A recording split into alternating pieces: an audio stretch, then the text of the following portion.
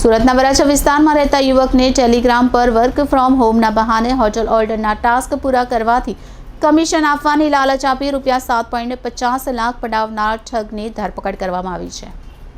મોટા વરાછા ખાતે રહેતા યુવકને ટેલિગ્રામ ઉપર વર્ક ફ્રોમ હોમના બહાને હોટલ ઓર્ડરના ટાસ્ક પૂરા કરવાથી કમિશન આપવાની લાલચ આપી ઠગબાજોએ ₹6.94 લાખ પડાવ્યા હતા। સાયબર ક્રાઇમ પોલીસે ગુનો નોંધી તપાસ હાથ ધરી છે।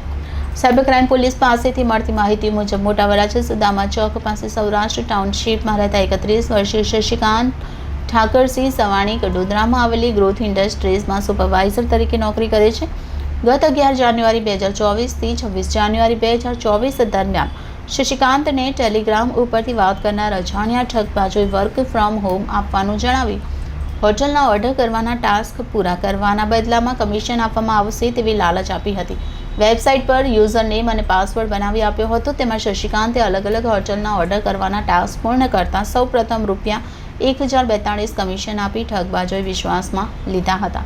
ત્યારબાદ ઠગબાજોએ અલગ અલગ ટાસ્ક પેટે ડિલક્સ ઓર્ડર જનરેટ કરી તેના પેટે રૂપિયા ભરવા જણાવી અલગ અલગ બેંક ખાતામાં ટુકડે કુલ ₹7.50 લાખ શશિકાંત પાસેથી ટ્રાન્સફર કરાવ્યા હતા, જેમાંથી 55,000 વિડ્રો કરવા દઈ બીજા ₹6.94 લાખ નહીં આપી છેતરપિંડી કરી હતી। સાયબર ક્રાઇમ પોલીસે આરોપીની ધરપકડ કરી છે। ક્રાઇમ બ્રાન્ચ સુરત શહેર નાયબ police commissioner Shri crime branch Surat શહેરનાઓની સૂચના અનુસંધાને સાયબર ક્રાઇમ પોલીસ સ્ટેશનની અંદર શહેરના નાગરિકો સાથે વિવિધ પ્રકારના ફાઇનાન્શિયલ ફ્રોડ કરી વિવિધ પ્રકારની એમો અપનાવીને સાયબર ગુનાનો નાગરિકોને ભોગ બનાવનાર આરોપીઓને શોધી કાઢવા માટે સૂચના આપવામાં આવેલ। તે અનુસંધાને સાયબર ક્રાઇમ પોલીસ સ્ટેશનની અંદર ફરિયાદી શ્રી શશિકાંતભાઈ સવાણીની ફરિયાદ લઈ ગુનો નોંધવામાં આવેલ હતો, જેમાં ફરિયાદીશ્રીને ઘેર બેઠા કમાણી કરવાની લાલચ આપી ટેલિગ્રામ આઈડી પરથી તેઓનો સંપર્ક સાધી ટાસ્ક ફ્રોડની કામગીરી આપવામાં આવેલ હતી, જેની અંદર તેઓને વિવિધ હોટલના બુકિંગ કરવાનું એક ટાસ્ક આપવામાં આવ્યું હતું।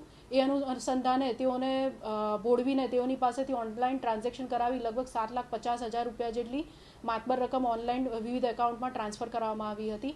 તે અનુસંધાને સાયબર ક્રાઇમ પોલીસ સ્ટેશનની અંદર ટેકનિકલ સર્વેલન્સ અને પોલીસની મહેનતના આધારે આરોપીને ઝડપી પાડવામાં આવ્યો છે। આરોપીનું નામ છે જિગ્નેશ આહલપરિયા।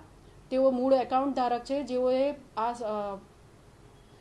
ફાઇનાન્શિયલ ફ્રોડ માટે પોતાનું એકાઉન્ટ ₹12,000 લઈને આગળ ભાડે આપેલ હતું। તેઓની હાલમાં વધુમાં પૂછપરછ ચાલુ છે, જેથી આગળના આરોપીઓને પકડી શકાય તે માટે હાલ ઇન્વેસ્ટિગેશન ચાલુ છે।